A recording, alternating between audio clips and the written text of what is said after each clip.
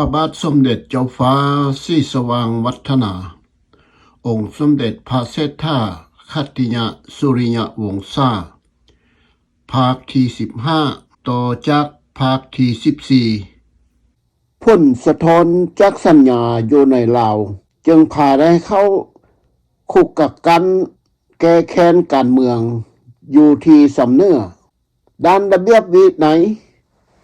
ก่อนเอาพวกเสลยศึกการเมืองแก้แค้นย้อนผลสะท้อนจากสัญญาอยู่ในลาวนี้ไปอยู่06ทางการจัดตั้งแข่งได้ลงไปเผยแพร่ไปโฆษณาสวนเสื้อไปบอกประชาชนเมืองเสียงคอเมืองสำเตอว่าพวกบรรดาเสลยศึกฝ่ายเวียงจันทน์หรือฝ่ายกลางสุวรรณภูมิเวียงจันทน์จะนำเอาขึ้นมาดัดสร้างล้างสมองอยู่แขวงหัวพันนี้ล้วนแล้วแต่เมนหัวจักหลักแรงและเป็นมาผ่านลูกแรงตีนมือจักรพรรดิอเมริกากับพวกกลางกองแลสุวรรณภูมิแม้นพวกเข้าเหล่านี้สั่งเอาทหารและเรือบินมาทิ่มระเบิดจุดเราเผาไหม้เหือนสารบ้านซองวัดวาอาหามเข็นฆ่าพ่อแม่ประชาชนลาวในเขตนี้และทั่วประเทศโดยการนำพาหัวหน้าใหญ่เป็นกลางของราชอาณาจักรลาวสุวรรณภูมิผู้สั่งการเพียงผู้เดียวรับผิดชอบพวกนี้แม่นโหดร้ายป่าเถื่อนที่สุดข้าเจ้าเอาข้องคมขึ้นซ้ำเราโดยบ่เลือกว่าเท่าหรือหนุ่มเมื่อเอาพวกเสลยศึกขึ้นไปฮอด06คณะคายกักกันจึงได้หลุดวงแจ้งความระเบียบให้พวกเสลยศึกปฏิบัติดังนี้3 เดือนตอนต้นเมื่อไปถึง06เขาห้ามบ่ให้ออกไปกรุงรัศมีในไกลวงรัศมีของใคร500 เมตรประชาชนท้องถิ่นนี้มีความเครียดแค้นต่อพวกเสลยศึกในต่างสงครามทั้งที่พวกเหล่านี้บ่ได้หูเห็นกับเหตุการณ์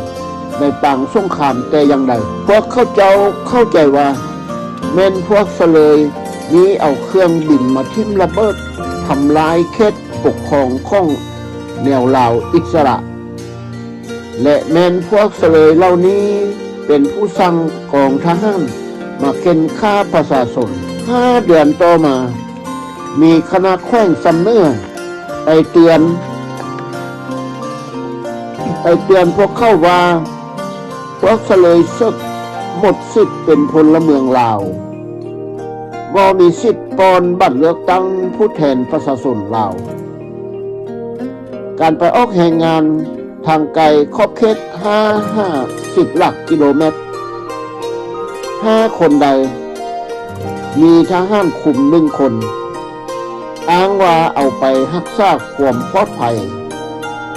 ถ้าหากไปนอนทางข้างคืนมีหมู่หนึ่งคุ้มกัน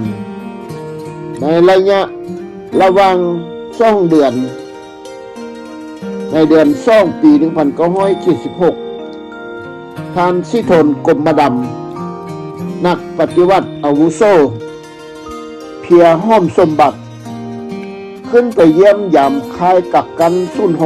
06พวกเสลยศึกประมาณ800 คนขึ้นสโมสรเพื่อฟังการโอ้โลมและคำบรรยายของพวกเพิ่นทั้งสองการโอ้โลมของพวกทั้งสองนี้ทั้งสองทานนี้ส่วนใหญ่จะเป็นเพียงโฆษณาสอนเสื้อของเพิ่นยึดอำนาจยืดยาวพอสมควรผู้เข้าฟังผู้เข้าใจดีต่อพฤติกรรมของความตัวยั่วก็บ่อยากฟังแต่ข้อหยิบยกเอาตอนสำคัญว่าภาครัฐเอามาฆ่าแนวคิดถ้าภาครัฐบ่ฮักแพงพวกเขาก็ฆ่าพวกเจ้าแล้วบทนี้ก็ได้วันและเวลาอยู่06 ระเบียบบกเข่งขัดพอเท่าได้วันเสาร์วันอาทิตย์อย่าไปตึกเบ็ดควงแห่แล่มองหรือไปใส่แฮวใส่กระทิบกระตำก็ได้แต่ต้องมาฮอดคายก่อน18 โมงถ้าจะไปเที่ยวบ้านต้องมีผู้หักแพงมาประกันและต้องมีทหารไปป้องกันอยู่เขตเมืองแอดบ้านนาคำมีเสลยศึกนำบากปี1962ทึกปล่อยออกไปสร้างครอบครัวอยู่บ้านนี้มีความหวังดีกล่าวเตือนว่าให้ระวังความสบความปากและตั้งหน้าปฏิบัติระเบียบวินัยอย่าให้ใดไปทึกคุกบังไม่หกหน้าปฏิบัติระเบียบวินัยอย่าให้ใดไปทึกคุกบังไม่หกคุกศพหาวทายหนักใส่บังไม่หกทายเบาใส่บังไม่เฮียถ้าผู้ใดหากได้ทึกเข้าคุกแห่งนี้เลือชีวิตยากที่สุดรอดได้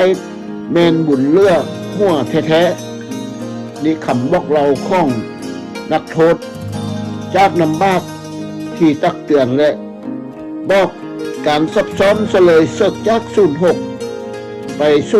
05ดีเมืองซัมเตอร์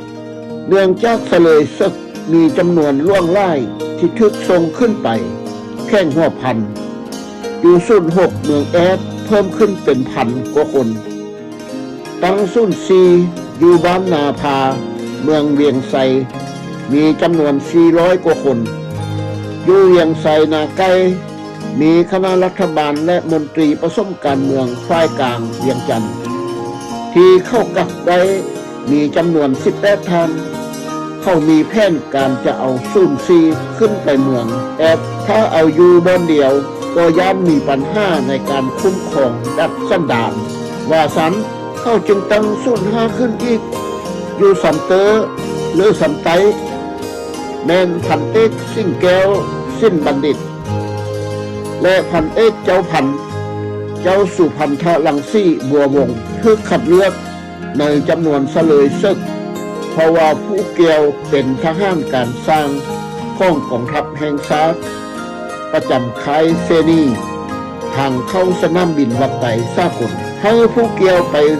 ควบคุมการพุกเฮือนฝ่ายแนวลาวอิสระแมนเท้าทองเดือน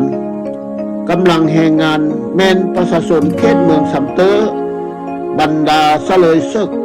ที่ทึกขัดเลือกให้ไปเฮ็ดเวียกทำงานอยู่05เมืองสัมเตอร์ล้วนแล้วแต่แม่นข้าราชการนายทหารและนายตำรวจชั้นผู้ใหญ่ของฝ่ายราชอาณาจักรลาวเป็นกลางส่วนชั้นน้อยแม่นพวกมีแนวคิดเสรีและดื้อด้านก็มีจำนวนน้อยปะปนไปนำทั้งหมดแม่นมีประมาณ300คนทึกส่งไป05ซัมเตอร์ในวันที่1เดือนมิถุนาปี1976และในท้องเดือนเดียวกันเขาก็ส่งคณะรัฐบาลและบนตรีประสมการเมืองฝ่ายกลางเวียงจันทร์จำนวน18ท่านไปตื่มอีกวันที่21เดือนกรกฎาคมปี1976เขาได้เอานายทหารนายตำรวจชั้นพันเอกและข้าราชการพลเรือนชั้นเอกจำนวน1จาก04ที่ห้วยโคดระหว่างเมืองโฮมเมืองหังแขมนำมาที่ย้ายจากนาพาไปตั้งศูนย์ใหม่เมืองเชียงคอแข้งหัวพันจำนวนบ่แน่นอนเก็บกำบ่ได้ลงไปตืมอยู่05ซัมเตอร์อีกหลังจากปิดภาคเรียนเอกสารการเมืองและดับแนวคิดและเขียนใบข่าวกล่าวโทษกรรมเล่าทุกทางฟังหลักเคียดแค้นแล้วรวมทั้งหมดอยู่ศูนย์กักกัน05เมืองซัมเตอร์มีจำนวน345คนที่ตั้งค่ายกักกันเสลยศึก05บีเมืองซัมเตอร์นี้ค่ายกักกันเสลยศึก05ปีตั้งอยู่แคมป์ ลำน้ำสำฟังขั้วระหว่างกลางเมืองซัมเตอร์และบ้านถิ่นบริเวณนี้เป็นเวิงภูเขากว้างขวางสมควรแต่มีกกไม้ใหญ่และน้อยตกหน้าอาจจะแม่นบ้านห้างเพราะมีพระธาตุเก่าแก่เศษเลือป่าไว้ภูเข้าปิดล้อมทั้งสี่ด้านแต่อยู่ห่างไกลมีค่ายทหารเก่าและสนามบินเก่าแต่สมัยฝรั่งเศสปกครองสำนักงานคณะรับผิดชอบค่ายตั้งอยู่ทางทิศใต้ทางกลางแม่นเหือนของพวกเสลยศึกทางด้านเหนือแม่นเหือนทหารป้องกัน1 มวดทางด้านตะวันตกเฉียงใต้มีเหือนทหารป้องกันอีก1 มวดอยู่ป้อมผูทางทิศเหนือโตเมืองซัมเตอร์มีทหาร1 กองห้อยประจำอยู่การจัดตั้ง1976 1977ภาคส่วนสำนักแนวราวอิสระแนวราวรักษารับผิดชอบรวมเท้าทองเดือนยกย้ายไปจากเวียงจันทน์เป็นผู้บัญชาการทหารแขวงปัจจุบันตายแล้วรับผิดชอบการเมืองเท้าบุญเลิศบ่มีนามสกุลรับผิดชอบการทหารเท้าไข่ซี่และเท้าอินท่าบ่มีนามสกุลรับผิดชอบเศรษฐกิจเท้าบุญธรรมบ่มีนามสกุลรับผิดชอบแพทย์เท้าอวนบ่มีนามสกุลรับผิดชอบกำลังป้องกัน40 คนอาวุธเบ40 4 กระบอกเบ2 กระบอกปืนกลจักร4 กระบอกAK ครบมือแผนกพอครัวอาหารการกิน10 คนพวกเสลยศึก345 คนจัดตั้งเป็น11 หมวดที่1ท่านคำไพ่ราชวงศ์ทอง30 คนหมวดที่2นายพลเจ้าวันนาแซง30 คนหมวดที่3นายพลเท้าลีฤทธิลือซา30 คนหมวดที่4นายพลลำเงินพระสวัสดิ์30 คนหมวดที่5นายพลบุญจันทร์สวัสดิ์ไพพาน30 คนหมวดที่6นายพลบุญมาวงพระจันทร์30 คนหมวดที่7พันเอกแผงแก้วสิริพันธ์30 คนหมวดที่8นายพลบุญเทียงแว่นวงศพ30 คนหมวดที่9นายพลซี่จันทร์มณีโสภา30 คนหมวดที่10พันเอกมังอินดารา30 คนหมวดที่11นายพลเพ่ยมีไซพ่นเป็นหมวดวิชาเฉพาะ45 คนเป็นฝ่ายกลจักรและไฟฟ้าหมู่สร้างไม้หมู่แพทย์หมู่จักสั้นและตีเล็กตารางออกแห่งงานแต่ละมือแบบเดียวกับ06แต่มีเพิ่มก่อนหมดไฟนอนต้องออกไปเรียนแถวเฮียกซื้อเริ่มแต่หมวดที่1เป็นลำดับจนถึงหมวดที่11ตัวอย่างสิ้นสมุดอยู่1ส่วนพวกมีครอบครัวก็มีการไปรวมแถวเฮียกซื้อแล้วจึงกลับเมื่อนอนเฮือนแรงวันศุกร์เวลา19 โมงคณะหมู่สำรวจภายในหมู่แล้วไปรายงานคณะหมวดแล้วรวมหมวดตำหนิติทรงก่อสร้างกันการตำหนิก่อสร้างกันแม่นเอาระเบียบวินัยการปากเว้าให้โอโหลมและการออกแห่งงานมารายงานไพ่เฮ็ดผิดและไพ่เฮ็ดทึกต่างคนก็ต่างสิ่งสอมเบิ่งกันและกันเพื่อเอาอันดีและเอาอันบ่ดีมาเว้าถ้าผู้ใดเฮ็ดผิดระเบียบวินัยหรือลงปากเว้าแนวบ่ดีต่อการจัดตั้งต่อนโยบายของพรรคประชาชนปฏิวัติลาวผู้นั้นต้องเว้าเองถ้าบ่เว้าผู้ที่เห็น มีผู้ที่ได้ยินก็จะเว้าในเวลาซองแซงรวมมวดในเวลารวมมวดอยู่นั้นก็มีนายทหารแนวราวอิสระหรือพวกแนวราวหักษาหรือ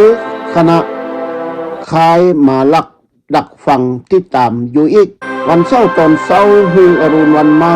คณะมวดขึ้นรายงานกองเกี่ยวกับพ้นการสำรวจแต่ละหมู่เข้าแต่งตั้งนักสืบสอดแนมของพวกเขาไว้เหมือนกันตอนแลงวันเสาร์ท้ายเดือนก็มีวรรณคดีมวลซืนแม้นพวกเสลยศึกระบบเก่าราชอาณาจักรลาวเป็นกลางและลูกแล้งลูกล้านของพวกเข้าเจ้าเองโดยเฉพาะเป็นพวกสายนุ่มหญิงเศร้าเข้าเอิ้นว่าพวกสายนุ่มเป็นผู้จัดตั้งมีลำพื้นเมืองมีห้องเพลงฟ้อนนาฏศิลป์แมนเจ้าจันทมาลีเจ้ายาวลูกเศร้าภัยข้องทานนายพลบุญปอนมากเทพลักษ์เป็นหัวหน้าวรรณคดีฝ่ายหญิงวันอาทิตย์พักพรแต่บ่ได้พักพรทุกคนก็ซอกเฮ็ดเวียกส่วนตัวจักซ่านห้าป่าตามห้วยหรือเข็นตีเล็กเมือเครื่องมือหรือเพิ่มผูนบางครั้งก็ทึกเพี้ยนเป็นผู้เฮ็ดกิน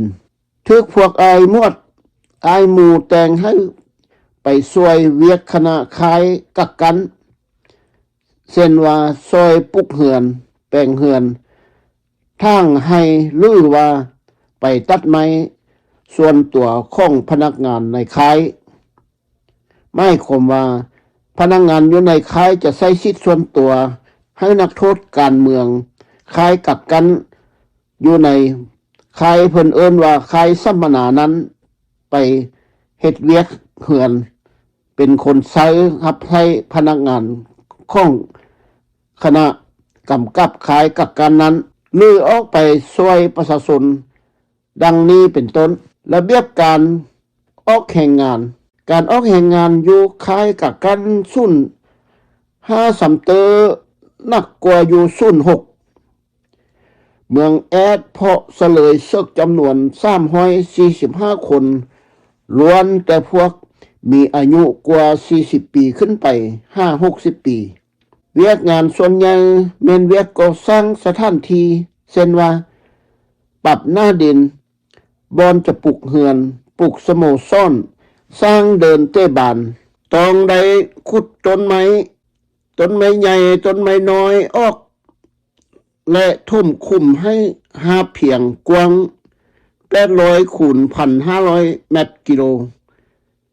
กินเวลา3 เดือนญาติเวลาตื่นนอนตอนเช้าแต่5 โมงถึง5 โมง 30และโมงเหตุการณ์8 โมงเช้านอกจากเวียกเป็นปรับหน้าที่ดินแล้วก็แม่นเข้าป่าหาตัดต้นไม้เศร้าเหือนหน้าต่าง20 คูณ 3,000 เมตรเศร้าสโมสรหน้า30 คูณ 5,000 เมตรไม่คือไม่เข้าไม่ตรงไม่ฟากไม่ซ้ำฟ้าและอื่นๆอีกจนครบพอปุกเหือนได้หลังหนึ่งไม้จำนวนนี้ไปซอก5ตัดอยู่ถึงผู้สูงห่างไกลเป็นข่าวมือพออยู่ไกลแมนบ่มีไม้ที่ต้องการเฮ็ดไม้เครื่องเหือนบ้านแล้วพากันห้ามหรือแกลากลงมา5ทางใหญ่แล้วผักกันห้าม4หรือห้าม8 คน5-8 คนจึงล้อมส่วนไม้6ไม้สางเอามาเฮ็ดฟ้าเอามาเฮ็ดฟากปูไม้ปองสนิทใหญ่หน้าต่าง15 คูณ 13,000 เมตร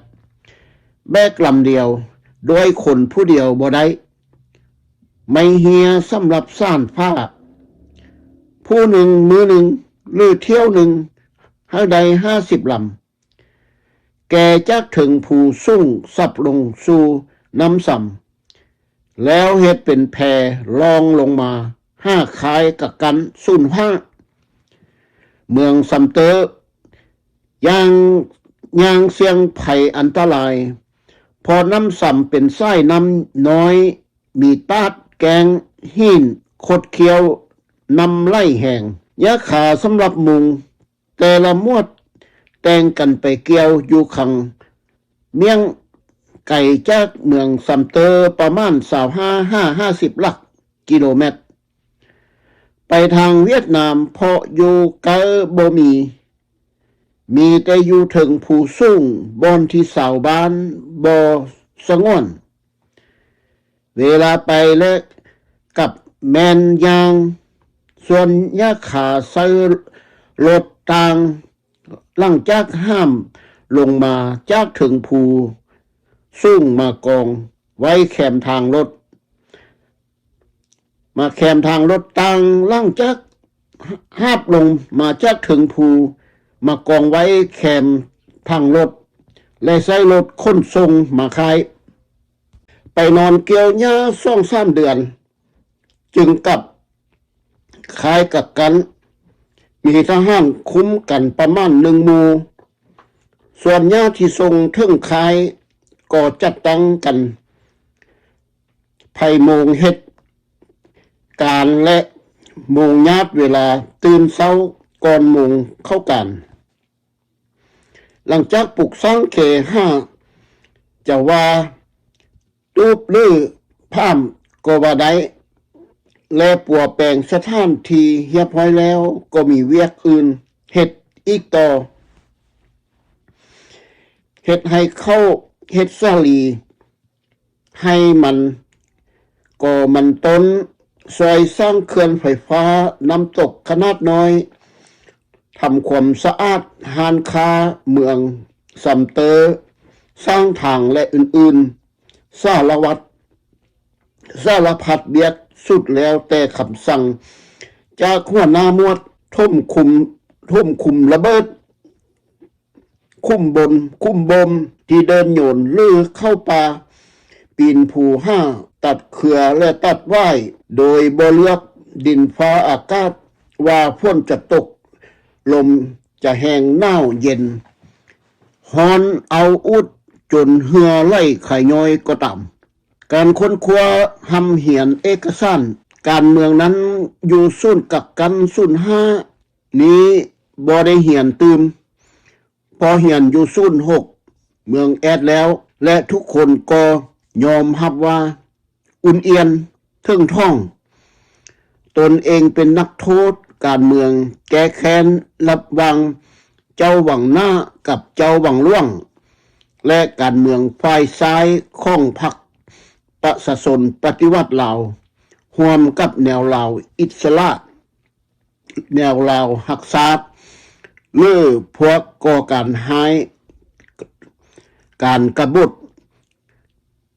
และระบอบของรัฐบาลเป็นกลาง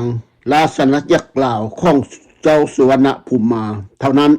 ส่วนรัฐบาลลาวเสรีมีประชาธิปไตยได้วางมือให้แก้ความเป็นกลางราชอาณาจักรลาวนับตั้งแต่วันเซ็นสัญญาค้ำประกันให้ลาวเป็นกลางโดย14 ประเทศหับค้ำประกันโดยสมบูรณ์แบบของกฎหมายสากลที่เห็นพร้อมการเมืองแบบบังคับเอาการเมืองจากการโค่นล้มของนิสิตนักศึกษาครูและอาจารย์ทั่วประเทศการเมืองโค่นล้มจากคณะ21 องค์การจัดตั้งทั่วประเทศเอกสารทั้งหมดต่อบทบันทึกเหตุการณ์และมีลายเซ็นเป็นเอกสารกันทุกอย่างแม้นจะแจ้งความจริงของการเมืองประวัติศาสตร์ของผู้กำอำนาจสมัยใหม่ของพรรคประชาชนปฏิวัติลาวกับพรรคแนวลาวอิสระหรือแนวลาวหักษามาเปลี่ยนเป็นพรรคแนวลาวสร้างชาติพร้อมกันกับองค์การจัดตั้งสถาบันศาสนาพุทธเ เป็นก้อนกำลังโฆษณาส่วนเสื้อทางจิตแต่ศาสตร์วิญญาณทางเสื้อทื่อด้วยความโลภและความหลงกำอำนาจอย่างเด็ดขาดพวกเขาเสลยศึกผู้บริสุทธิ์มีแต่ตั้งใจออกแห่งงานตามการแบ่งปันเวียกประจำวันนักหรือเบาบ่ได้จมว่าพออยากให้ทางคณะคายกับกันหัวหน้าหมวดหัวหน้าหมู่ตีราคาว่าเป็นคนก้าวหน้าเปลี่ยนแปลงแนวคิดจิตใจและอุ่นเอียนการกระทำเสื่อมั่นต่อพรรคและรัฐระบบใหม่ในการซี้นำพาแล้วจะได้รับนโยบายอภัยโทษปลดออกจากศูนย์กักกันเพิ่นเอิ้นว่าปลดปล่อยกับเมื่อ5ครอบครัวความจริงแล้วพวกเสลยศึกก็คือพวกที่ถูกกวดจับกลุ่มไปศูนย์กักกันถึงแม้ว่าจะออกแห่งงานดุมันดุดันและเอาใจใส่หรือจะย่องหย่อระบบมาว่าดีแสนดีมีสิ้นธรรมสลาดทรงไส้เท่าใดพวกเข้าก็บ่เชื่อใจและไว้วางใจได้ทฤษฎีมาร์กซ์เลนินได้ซิดซ่อนไว้ให้เข้าปฏิบัติกันว่าระบบการปกครองแบบนายทุนศักดินาและศาสนาแม่นศัตรูนัมเบอร์1ของพรรคและรัฐระบบสังคมนิยมคอมมิวนิสต์บรรดาข้าราชการทหารตำรวจตลอดถึงพ่อบ้านตาแซงเจ้ากกเจ้าเหล่าแต่ลุมถึงต้องทึกคนล้มขุดกลออกให้พวกมันเกียงหากเง่ามันตายก็จะตายกันหมดทุกคนเท้าเตอใจแซงหัวหน้าซ่อนทฤษฎีมาร์กซ์เลนินเบาว่าและยองอย่างสุดอกสุดใจบ่หยุดยั้งจนเฮ็ดให้พวกเขาหลับไปด้วยความอิดเมื่อยย้อนขึ้นผูลงเหี้ยวทั้งแบกทั้งห้ามเอาไม้เฮียมาปลุกสร้างตั้งที่เฮาได้เห็นนำกันผ่านมาเริ่มตั้งแต่ปี 1975 เป็นต้นมาอำนาจการปกครองระบบมาสังคมนิยมคอมมิวนิสต์ลาวภายใต้การนำพาของพรรคประชาชนปฏิวัติลาวและพรรคแนวลาวอิสระมาได้ซี้เข้มทิศทางมาทางด้านศาสนาสัมพันธ์ขึ้นเป็นองค์การทรงสายทฤษฎีธรรมสภาซ่อนแนวคิดใหม่ให้เอาใจใส่เป็นการห้าเงินตาเข้าผขังร่วงข้องพรรคและรัฐเป็นแกนนำหน้าแนวทิศทางศาสนาสัมพันธ์ทั่วประเทศพ่อค้าสาวค่ายอยู่ในเขตคุ้มครองของรัฐบาลเป็นกลางราชอาณาจักรลาวเก่าที่เอิ้นว่าเนาแม่นนั้นให้เขาหำเหียนศูนย์กักกันหั่นเอาพุทธศาสนากับไซเป็นประโยชน์แก่กฎกรมการเมืองศูนย์กลางพรรคให้ลบล้างแนวคิดและการกระทำหับไซศักดินาหั่นมาหับไซพรรคและรัฐการกระทำตามแขวงต่างๆทั่วประเทศให้เป็นไปตามนโยบายของพรรคและรัฐได้กำหนดให้เมื่อป่าอยู่ในข้องบรรดากำลังข้องอำนาจการปกครองได้กำทุกการจัดตั้งทางศาสนาและสังคมแล้วพวกเขาจึงเซอแผ่นห้าเงินเข้าวัดว่าอาหามแต่เป็นวัตถุประสงค์ทางการเมืองให้เป็นบอนห้าเงินลอกลวงทางสังคมจิตศาสตร์ทั่วประเทศนี้คือหมายความว่าใช้เวลานานๆหารายได้ง่ายบ่ต้องฮ้อนแดดหนาวฝนยั่งทุกมือเงินไหลมาเทมาอย่างบ่อันบ่แม่นแต่ค่าให้ตายทั้งเป็นแต่ก็เป็นการค่าแนวคิดเป็นแนวทางเวลานานๆพวกเสลยศึกโดยการลงมือปฏิบัตินโยบายทรงพวกครูบานุ่งผ้าเรื่องออกนอกประเทศเพื่อเผยแพร่ทางจิตวิญญาณจิตศาสตร์ 5 ทางแบบง่ายๆนั้นก็คือคำสั่งปฏิบัติให้เร่งรัดจัดแจงอย่างเอาจริงเอาจังและผลประโยชน์แก่พรรคและรัฐเอาเอกสารการเมืองข้างลุมนี่เป็นอาวุธเพื่อดัดแนวคิดให้ลงไล่กับพรรคและรัฐก่อนอื่นใดๆ1. จักรพรรดิอเมริกาและลูกแล่งตีนมือมาผ่านปราศัย2. มาพรรคประชาชนปฏิวัติลาวเป็นผู้จัดตั้งนำพาทุกชัยชนะ 3. ประเทศลาวอุดมหั่งมีประชาชนลาวมีมูลเสื้อดุมันกาหันดังนี้เป็นต้นความโฆษณาส่วนเสื้อเบื่อเบาสมองให้พรรคนักโทษการเมืองลังเลใจและให้แนวคิดระบบเก่าอันเนาเม่นที่เขาเก่าโทษกรรมนั้นให้หมดสิ้นไปแล้วหันมาคิดแนวคิดใหม่ให้ใจมีความหักษาหักบ้านเกิดเมืองนอนดังนี้เป็นต้นทัศนาการออกแห่งงานนักทำงานสัพพทุกขุดดินฟันไม้เฮ็ดให้ไถนาขุดน่องป่าเฮ็ดหัวเฮ็ดส่วนเฮ็ดไปแบบเอาผลประโยชน์ยั่งนำบ่ได้เท่าที่ความควรคิดเพื่อให้มีโอกาสได้พักผ่อนอยู่ละ5 ทางลบหนี้จากคุกคายกับกันเพื่อค่าแนวคิดผ่านพาเวลาไปวันๆ2 ปีใดหรือการสร้างสหกำลังเกิดมากพ้นก็ยกย้ายพวกเสลยศึกนักโทษการเมืองไปบ่อนใหม่โดยบ่ให้ได้มีโอกาสได้อยู่ได้กินพ้นละพวกนั้นเลยในเมื่อพ้นละพวกมากมายที่เป็นสุขมายามได้กินก็จะให้เอาพวกคณะกักกันสูญหันได้กินแต่เสลยศึกนั้นบ่มียังสิได้รับยังทั้งหมดย้อนว่าเป็นนักโทษเสลยศึกการเมืองแก้แค้นนั่นเองทั้งแทนที่ได้อยู่เป็นบอนหรือได้สมไซมักผลละไม้ในการสร้างสร้างและเพื่อให้ได้ออกแห่งงานนักเรื่อยๆย้ายเรื่อยๆบ่ได้ต่างยังหรือแห่งหายกว่าข้าวปลาต้องเรื่องนานเห็นพ้นบ่ตายจักเทื่อก็จับเอาไปเข้าคุกทรมานให้ตายเองบ่ตายยากหลายก็จับมัดไปฆ่าดังจะได้อ่านต่อๆไปนี่ที่ให้ทานผู้ฟังได้รับรู้และเข้าใจประวัติศาสตร์ลาวอันมืดมนในครั้งประวัติศาสตร์ในศตวรรษที่20นี้ผู้เขียนความจือจำของความเป็นมาที่บ่ตายย้อนทุ่งแปงหนัวที่เป็นซองน้อยๆของภาคจากลูกส่งให้มาจากเวียงจันทน์สำหรับเมียหักของเฮาแม่นได้ตกเป็นเมียน้อยของผู้นำพรรคและรัฐ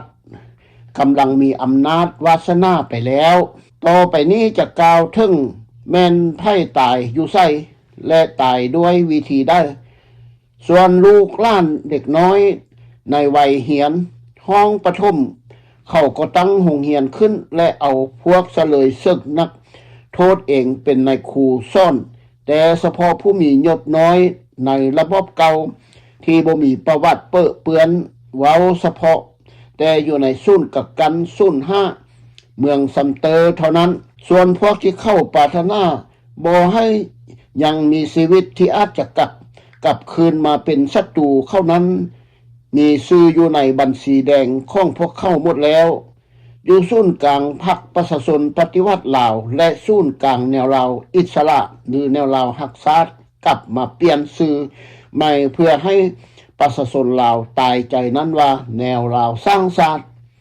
และแมนศูนย์กลางพรรคเองเป็นผู้สั่งและบงการตามแนวทาง3เจ้าอายน้องผู้ต่อสู้เอาเอกราชของเราเป็นความหมายนำหน้าทุกชัยชนะและเด็ดเดียวต่อมาปี1977ถูกจับอยู่ศูนย์5เมืองซัมเตอร์วันที่17เดือนกันยาปี1977แมนทานพันเอกผมพันธวงศ์ถูกเชิญไปกองบัญชาการคล้ายกักกันศูนย์5ถูกทหารป้องกันประมาณ10 คนยืนลัดทางจี้ให้หยุดบอกให้นั่งลง แล้วเข้าก็มัดซอกแลกับลั่งคุมลงไปใส่เหือเอาไปเข้าคุกตำรวจเมืองอยู่สำเตอใส่กับตีนกับมือพร้อมและมัดคอติดกับเส้าคุก ต่อมาวันที่18เดือนกันยาปี1977เวลา11 โมงผู้เกี่ยวทึกส่งไปกองบัญชาการตำรวจที่เมืองสำเนื้อด้วยรถยนต์มีทหารคุมส่งเวลาไปนำทางรถก่อนจะเอาเข้าคุกเมืองสำเนื้อทึกตำรวจเตะและตบหูข้างข้อตบหูพร้อมกันทั้งสองเบื้องจนสลบและดาว่าเป็นบักไข้ซาดฆ่ามันทิ่มในวันที่19เดือนกันยาปี1977ทึกหอยเอกซ่อนใจบ่ฮู้นามสกุลเอาผู้เกี่ยวไปสอบสวนในข้อ5ว่าจะเฮ็ดรัฐประหารขึ้นอยู่ศูนย์กักกันเสลยศึก05ในวันที่12เดือนตุลาปี1977นั้นทึกส่งไปเข้าคุกศพหาวเอิ้นว่าคุก05A 05เมืองสำเตอแมน05B ไม่ความว่าศูนย์กักกันสัพพทุก05B ก็แมนคุกเหมือนกันแต่ให้ใส่ปิดลับว่า05B เรื่องข่าวนี้แมนผู้เกี่ยวเองบันทึกไว้ตกมาวันที่12เดือนตุลาปี1977ทึกจับอยู่ศูนย์กักกัน05B ที่เมืองสำเตอนี้อีก26 คนแล้วส่งไปเข้าคุก01อยู่บ้านนากาเนื้อการกินแต่ปี1976-577วันที่1เดือนมิถุนาปี1976พวกเสลยศึกจำนวน345 คนทึกยกย้ายจากศูนย์กักกัน06เมืองแอดไปอยู่ศูนย์กักกัน05เมืองสำเตอซึ่งแมนพันเอกสิ่งแก้วสิ้นบัณฑิตและพันเอกเจ้าสุพรรณทลังซี่บัววงเจ้าพันทึกคัดเลือกโดยการจัดตั้งของพวกเขาถือว่าพันเอกเจ้าสุพรรณทลังซี่บัววงเป็นล้านของเจ้าสายเพชรราชให้ไปควบคุมการก่อสร้างศูนย์ใหม่นี้ก่อนแล้วเมื่อไปฮอดที่พักพาอาศัยของพวกเสลยศึกปลูกเป็นตูบม้าห้อนได้เพียง5 หลังยังบ่ทันได้มุงหญ้าแล้วแต่เหือนของพวกสำนักงานบริหารของเขา ความแตกต่างระหว่างผู้นำที่มีความดีมีความเพียบพร้อมกับการศึกษาในระดับสูงสุดกับความสัมพันธ์มิตรภาพของชนชั้นผู้ปกครองและเอาใจใส่ต่อสังคมการพัฒนาสิ่งอื่นใดจะมาเทียบทันได้นี่คือภาพประวัติศาสตร์ที่เห็นได้แมนองค์พระประมุขของสมเด็จเจ้าฟ้าศรีสว่างวัฒนาองค์สมเด็จพระเศรษฐาขัตติยะสุริยวงศาและเจ้าฟ้าสายวงสว่างที่ออกเบิ่งกับชาวนาดูแลการสร้างสาพัฒนาของชาวไร่ชาวนานี้ความสู่ดุมันหันหน้าเข้าถึงประชาชนพลเมืองที่อยู่ภายใต้โพธิสมภารของพระองค์ภาพกิจกรรมต่างๆที่เฮาเห็นอยู่นี้แม่นส่วนหนึ่งของพระราชกรณียกิจส่วนพระองค์และพระสยาเจ้าฟ้าสายวงสว่างองค์มงกุฎราชกุมารกำลังประพาสสมการทดลองปลูกข้าวชนิดต่างๆที่นำมาเผยแพร่ให้แก่ชาวนาลาวจากประเทศญี่ปุ่นและสนับสนุนโดยจากองค์การช่วยเหลือระหว่างประเทศของสหรัฐอเมริกาภาพถ่ายโดยท่านอุทินบุญยวงศ์เท่านั้นพร้อมเหือนพักของทหารป้องกันเหือนพักของพวกแม่หญิงขัวกินแม่ครัวและเหือนขัวของพวกเสลยมีความสิ้นเคยในระบบบัญชาและระบบคุ้มครองแบบแผนการเป็นผู้นำด้านบริหารในค่ายกักกันแล้วจึงบ่มีปัญหายุ่งยากเอาตัวลบทบใดเหตุให้ได้ใจทุก ยังมีใจทุนเทียงทึ่งท่องพวกเขาจะด่าว่าแนวความบดีก็พากันอดใจไว้อย่างสงบบ่ปากแต่บ่ให้ยิ้มหัวเลาะถ้าบ่ดังนั้นต้องได้ทึกพวกมันเตะและห้องใส่หูทางช่องเบืองบางคนก็เจียหูแตกเป็นคนหูลื้อหูนวกไปเลยก็มีหลายคนระบบคุ้มครองในคล้ายกับกันห่วงห้ามแล้วจึงบ่มีปัญหายุ่งยากในเบื้องต้นสภาพคล่องคล้ายกับกันบอนพักเสายังบ่ทันแล้วแรงงานทั้งหมดจึงมอละซุ่มใส่ในการเฮ็ดตุ๊กนอนให้แล้วพอได้มีบอนพักซนและนอนกลางคืนส่วนการหุงข้าวเจ้าที่เสียคุณภาพนั้นมอบให้สุ่มแม่หญิงครัวเข้า12 คนยิงนุ่มหับไซแนวลาวอิสระแนวลาวหับซาบศูนย์กลางเป็นผู้หับผิดชอบและแมนพวกเสลยศึกผู้ชายบางสับเข้าเอิ้นกันว่าไอเลียงและเป็น10เวรยามไปหับผิดชอบแบ่งปันเอามากินส่วนเนื้อซีนและเบื้องต้นระวัง1 เดือน2 เดือนเป็นเวลาเล็งในการปลุกเหือนบอนพักเสาและปรับหน้าดินเข้าได้ซื้อควายมาค่าแบ่งปันกันกินเดือนละ2 หรือ3 ตัวกาย2 เดือนแล้วก็คอยห่างเป็นเดือนละตัวหรือบางครั้งก็2 เดือนหรือ3 เดือนจึงมีตัวหนึ่งย้อนความอึดยากมากแค้นนั่นเองเพื่อแก้ไขอาหารพวกเขาอนุญาตให้แต่ละหมวดซื้อหมูมาเลี้ยงเองส่วนไก่และม้าแมนของส่วนตัวของไผ่มันยามใดขาดอาหารก็จัดการเอาม้ามาฆ่ากินส่วนไล่แมนให้กินม้าไล่กลัวกินเส้นแนวอื่นค่ายแบ่งปันกันไปตามผู้ต้องการไก่ตัวหนึ่งราคา15 กิบซีนม้ากิโลหนึ่ง10 กิบซีนควายกิโลหนึ่ง15 กิบแมนราคาในปี1976และ77ปี1989ไก่ตัวหนึ่งราคา150 กิบม้าตัวหนึ่งราคา805,400 กิบซีนควายกิโลหนึ่ง250 กิบส่วนผักต่างๆแม่นครอบครัวเสลยซึกอยู่เวียงจันทน์ฝากแนวผักไปให้และปันกันปลูกเป็นส่วนตัวส่วนหมูและส่วนของพวกมอดผักส่วนตัวยากขายหรือเอาไปแลกเปลี่ยนนำประชาชนก็ได้ส่วนของหมูและมอดเป็นกรรมสิทธิ์ส่วนรวมของหมูและมอดเพราะฉะนั้นเริ่มแต่ตื่นนอน5 โมงถึง20 โมงของอรุณวันใหม่เป็น15 ชั่วโมงที่ต้องออกแห่งงานด้วยความฟ้าวฟังก่อนจะนอนหลับก็ต้อง30 นาทีหรือ1 ชั่วโมงอีกเพราะคิดถึงอดีตผ่านมาในชีวิตยามเยาว์วัยพ่อแม่เลี้ยงดูบอกสอนให้เฮ็ดแต่ความดีมีจิตใจสำนึกเป็นตัวของตัวเองอย่าเชื่อใจทางอย่าวางใจคนหูเพิ่นเห็นตัวเองเป็นหลักมั่นคิดเฉลี่ยแล้วห่างกายได้พักผ่อน8 ชั่วโมงเวียกรวมแต่7 โมง51 โมง30และ13 โมง57 โมงนั้นเอาไปใช้เวียกหมดบ่ได้เพราะฉะนั้นทุกคนจึงได้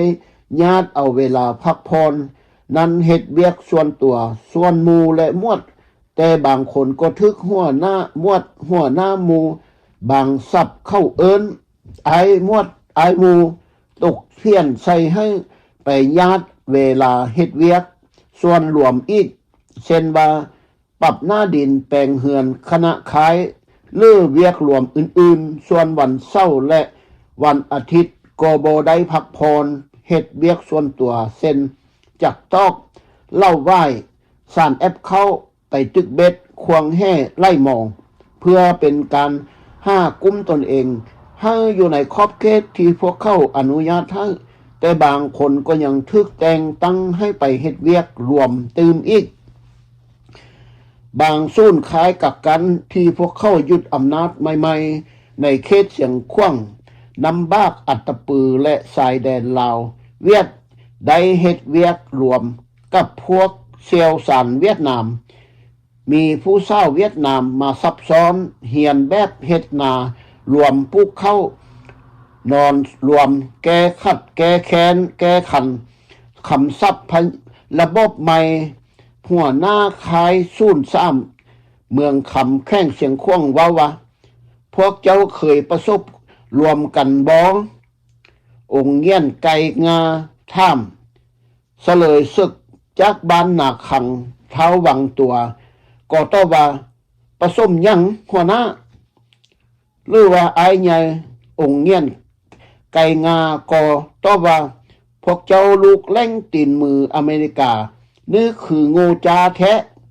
ทั้งที่บ่มีเจตนาท่ามยอกกาอย่างว่าประสมน้ำเสือนี่บ่ฮู้จักว่าเว้าแล้วก็นำเอาเศร้าบำรุงเวียดนามมาให้เสลยศึกเข้าไปป่าแคมคุกคายกักกันให้เท้าวังตัว